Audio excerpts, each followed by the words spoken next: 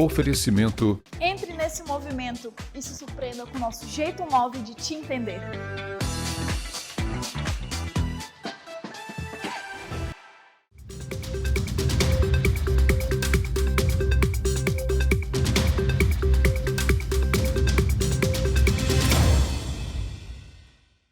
Olá, muito boa tarde para você que assiste o Amazônia News. Hoje, quarta-feira, dia 25 de outubro. Obrigada pela companhia e audiência todos os dias e por nos receber aí na sua casa.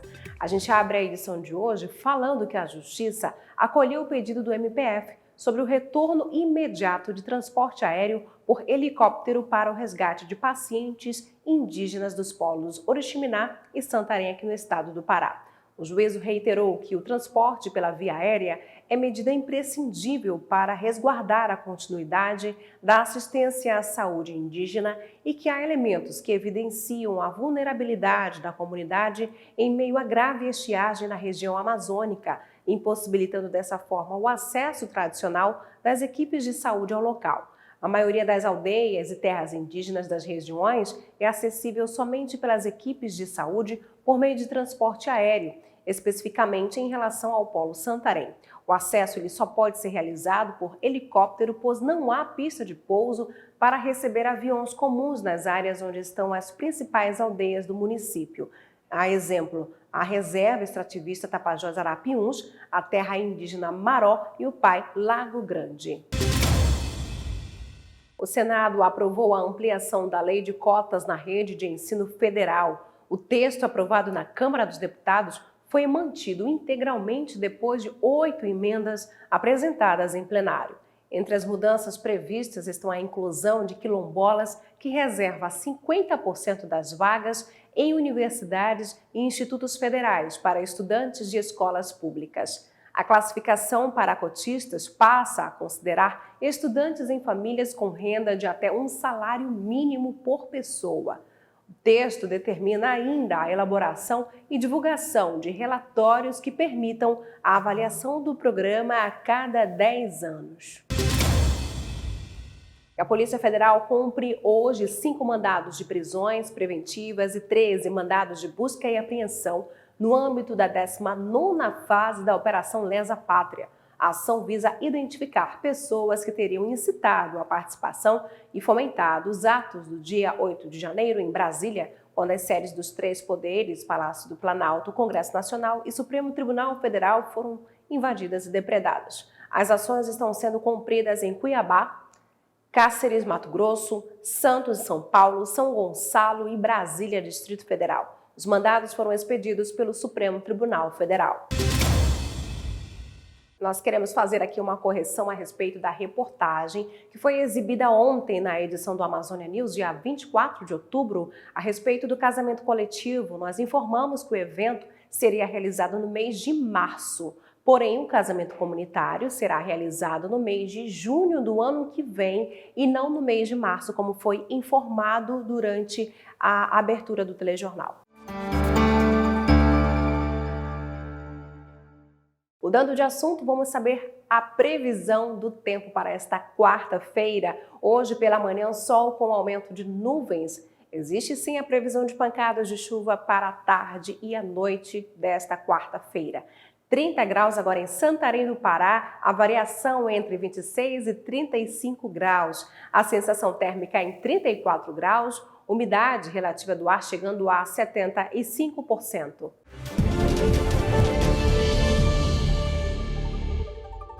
Nesta quarta-feira, a circulação de ventos ainda vai favorecer a formação de nuvens carregadas sobre boa parte do interior do Amazonas, norte de Rondônia e sul de Roraima.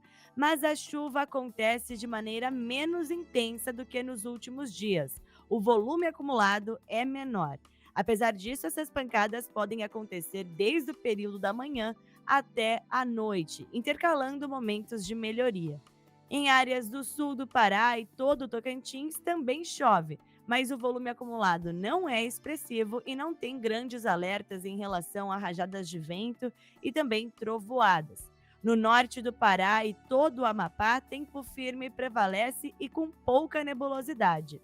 O dia já começa abafado e ainda esquenta bastante até o meio da tarde. A mínima é de 26 graus em Porto Velho, 27 em Rio Branco e Manaus, e a temperatura máxima deve chegar na casa dos 34 graus em Boa Vista e 35 em Palmas. Olá, tudo bem? Mais uma vez estamos aqui juntinhos no quadro Dicas para o Enem 2023. E a dica de hoje é Geografia, meus queridos.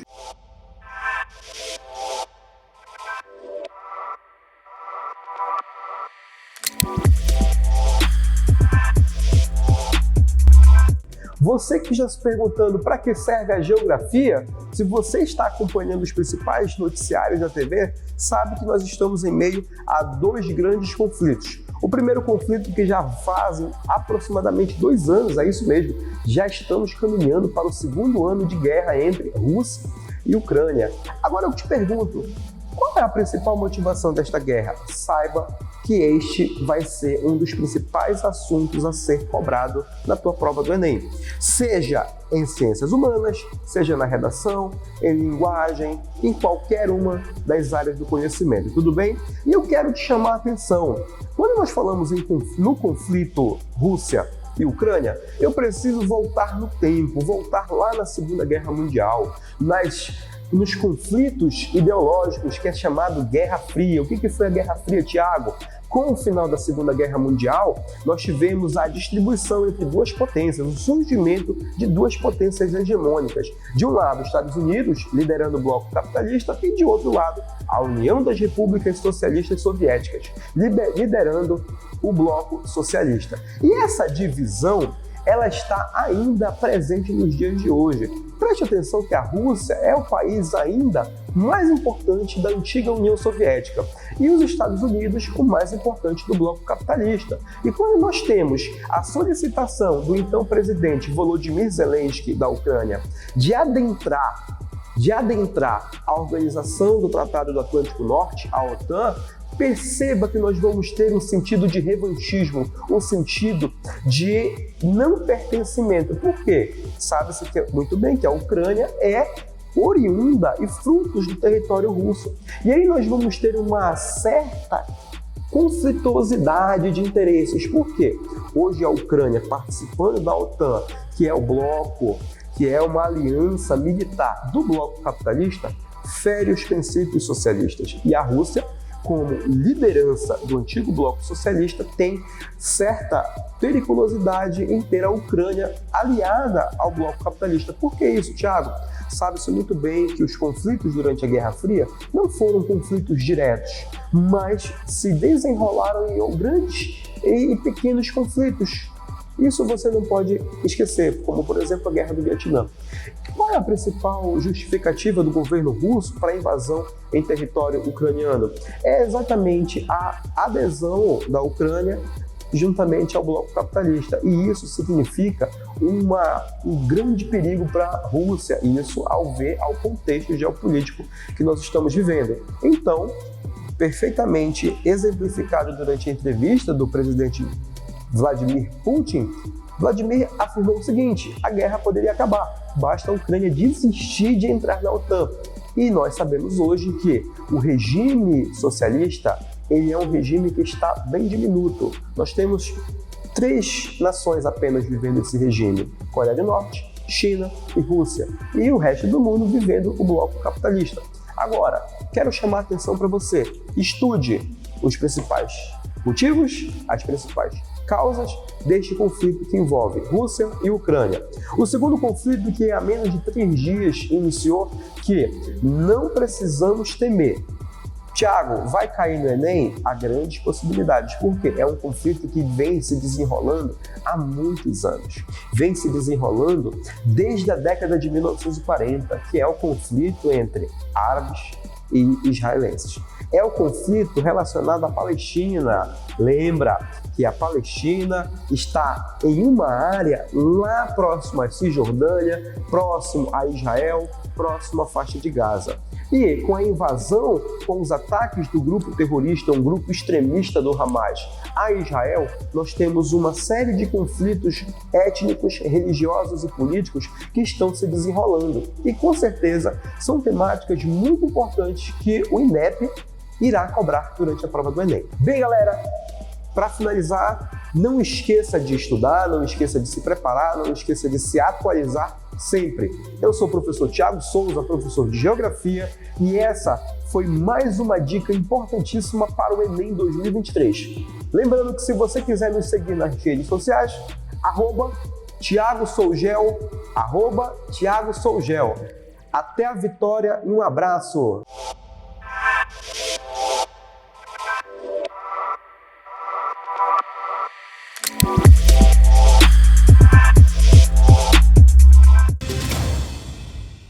Em Breves, arquipélago do Marajó, um professor da Escola Estadual Gerson Pérez, ele recebeu o prêmio Seymour Papete e Paulo Freire de Robótica Educacional 2023. O resultado foi divulgado no início desta semana e a solenidade de entrega será no dia 23 de novembro em São Luís, Maranhão, no auditório da Fundação Souza Andrade.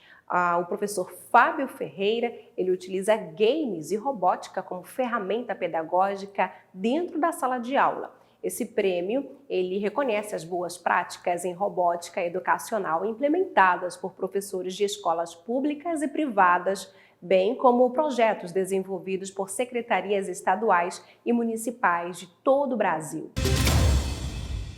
A coletiva trata sobre o PCCR dos servidores públicos municipais e edital do concurso público da Prefeitura, divulgado esta semana.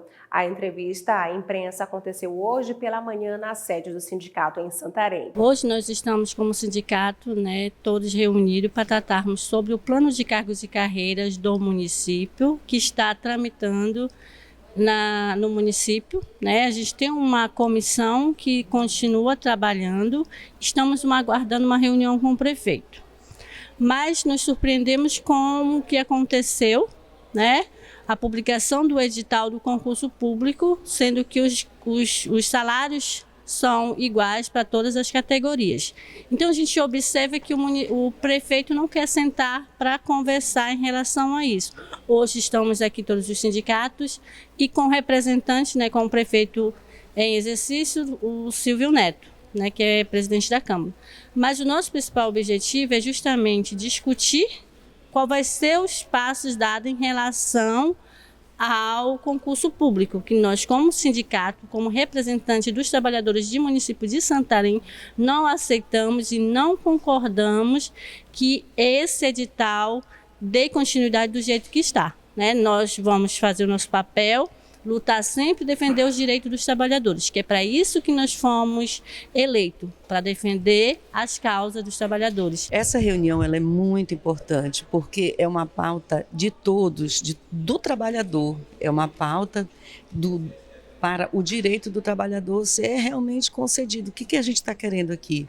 A gente está querendo aqui que a prefeitura olhe com carinho, com mais responsabilidade para o PCCR dos trabalhadores, porque a educação tem um PCCR, a gente se sente até contemplado, mas a gente precisa conversar com o governo sobre isso, a gente precisa conversar sobre o edital do concurso público, que não contempla as nossas necessidades, aquilo que a gente entende de direito para o trabalhador da educação.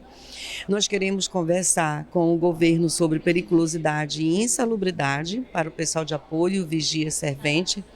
Nós queremos conversar com o governo, principalmente, que é uma pauta agora gritante, o pagamento do precatório, que ainda resta pagar os aposentados, aqueles que não têm mais vínculo com a prefeitura, os que estão nessa cidade, os que não se encontram mais nessa cidade e que precisam do sindicato para estar trabalhando por eles, que já foram filiados um dia, já pagaram o Simprosan e que hoje estão precisando, Então o Simprosan se propõe a se alinhar com esses sindicatos agora para que a gente fortaleça a nossa luta, porque são vários ofícios enviados para conversar com o prefeito e nós não conseguimos. Então, Nós já fomos pelo viés do diálogo, da boa conversa, da boa vizinhança. Então não tem, então a gente precisa se unir, né?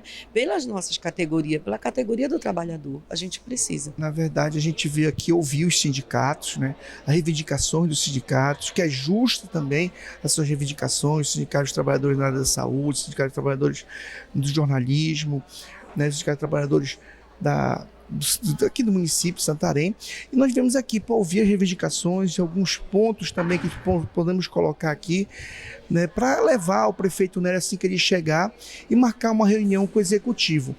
Né, a nossa gestão, uma gestão participativa, de ouvir as pessoas, compreender, né, o que estão sentindo, os direitos que têm que ser respeitados. E ouvimos aqui a questão do PCCR, a atualização do PCCR, a questão do concurso público sobre edital, para ter essas observações. É preciso que a gente possa ouvir, né, levar ao executivo, né, as demandas daqui da sociedade, dos sindicatos de trabalhadores. Agentes de desenvolvimento do SEBRAE participam de encontro regional aqui no município de Santarém. O objetivo é favorecer a integração e proporcionar maior eficácia na absorção de conteúdo trabalhado. A programação conta com palestras e oficinas. Nós estamos hoje e amanhã, né, aqui no SEBRAE em Santarém, realizando o encontro regional dos agentes de desenvolvimento. Esse evento nunca aconteceu e é importante porque a gente está num movimento muito grande de novos agentes, né, novos municípios entrando, né, no processo.